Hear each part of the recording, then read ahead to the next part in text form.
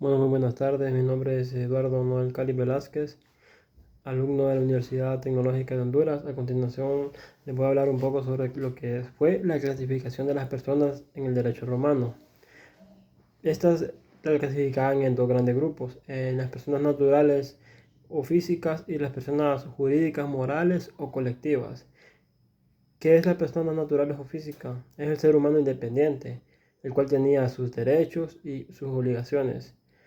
Las personas jurídicas, básicamente tenían sus derechos y sus obligaciones, pero era un conjunto establecido de muchas personas, el cual era representado por una persona, ya sea un representante legal designado por ese mismo grupo, ¿verdad? Dentro de dentro de la categoría de las personas naturales, estas se dividían en dos grupos, los cuales le menciono a continuación, que eran los que el primero de ellos era el grupo, las personas libres, que eran básicamente las personas que nunca habían sido esclavos. Y, y en el segundo grupo serían los esclavos, ¿verdad? Dentro de las personas que nunca fueron esclavos o no son esclavos, se dividen se subdivide lógicamente en grupos como, el primero como son los ciudadanos y los no ciudadanos. Los ciudadanos a su vez se dividían entre el primer grupo que se llamaba ingenuos, que eran totalmente nacidos en Roma, eran totalmente ciudadanos de ahí y que nunca han sido esclavos. Y están los libertos, que ellos eran ciudadanos romanos y que habían sido esclavos en su momento y habían recuperado la libertad. En la segunda subdivisión de libres están los no ciudadanos, que estos no eran nativos de ese lugar, pero más sin embargo tenían ellos, tenían derechos que se lo habían ganado por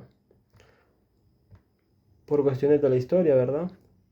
Entre los grupos de los no ciudadanos se encontraban los latinos y los peregrinos. Dentro del grupo de los latinos se encontraban el Latini Prisis, que eran los antiguos aliados de Roma, gozaban del ius suffragis, del ius commercium. Está también lo que es el Latini Coloniaris, que son los habitantes de la colonia que Roma fundó durante su tiempo de expansionismo, y están los Latinis Lunianis, que son los manumitidos en forma no solemne, los que la ley ioniana le reconoce ciertos derechos. O sea que estos, bueno, si nos recordamos el tema anterior al periodo, a los temas que hemos visto dentro de esta clase, eh, se reconoce de que esta parte de los latinos se les reconoce ese derecho por el simple hecho de ser de los principales fundadores de Roma, ya que este grupo, los latinos eran son considerados entre los tres grupos sociales que gracias a ellos fue creada la ciudad de Roma.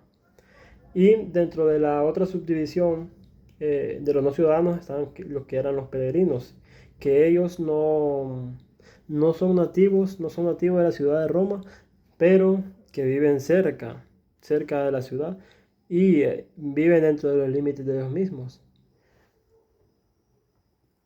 Y la otra subdivisión serían los esclavos, ¿verdad? Serían los esclavos.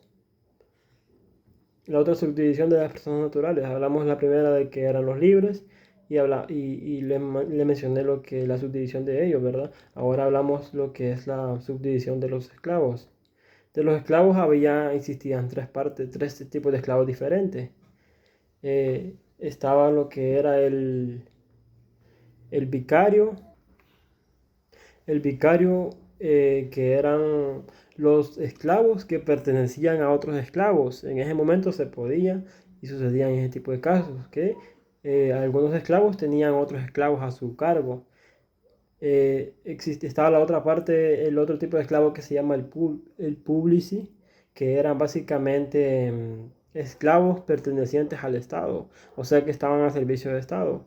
Sea quien gobernaba en ese entonces, ellos siempre iban a estar ahí. Y estaban el tipo de esclavo ordinari y servi, poenae. El ordinario era, bueno, estos dos forman básicamente un mismo conjunto, con una pequeña diferencia.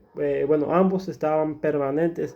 Ahí estaban como castigados, estaban totalmente en los trabajos. Con la única diferencia que los ordinarios, por ejemplo, ellos hacían trabajo más administrativo, más de limpieza y estaban siempre al servicio del gobierno. Mientras tanto que el servipoenae, ellos estaban básicamente solo en trabajos pesados, en quiebra de piedras, en trabajos en minas y así sucesivamente. Ellos eran más maltratados, por así decirlo.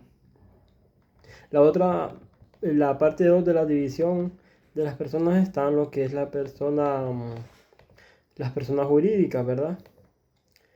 Las personas jurídicas que mencionamos que se dividían entre fundaciones, en corporaciones y asociaciones.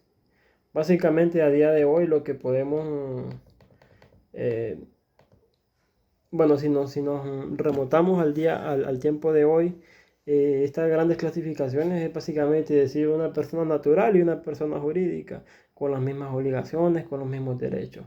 Dentro de las personas jurídicas se pueden dividir entre el Estado, el derecho público y el derecho privado.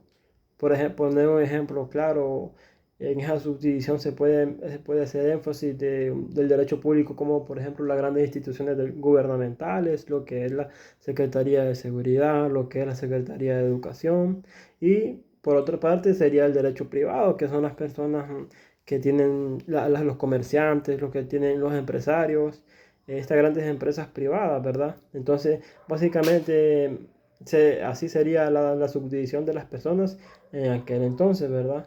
Eh, mencionando que a pesar de tanto tiempo que ha pasado, ¿verdad? Ellos tenían una idea muy clara y que a pasar del tiempo, tanto tiempo que ha pasado, a día de hoy siempre se sigue manteniendo la base sólida. Por eso tan importante es el derecho romano, para nosotros conocer las bases y saber que se tomaron buenas decisiones en aquel entonces. Por eso se toma el derecho romano como una clase universal para los que queremos entrar en ese ámbito del derecho, ¿verdad? Bueno, muchas gracias.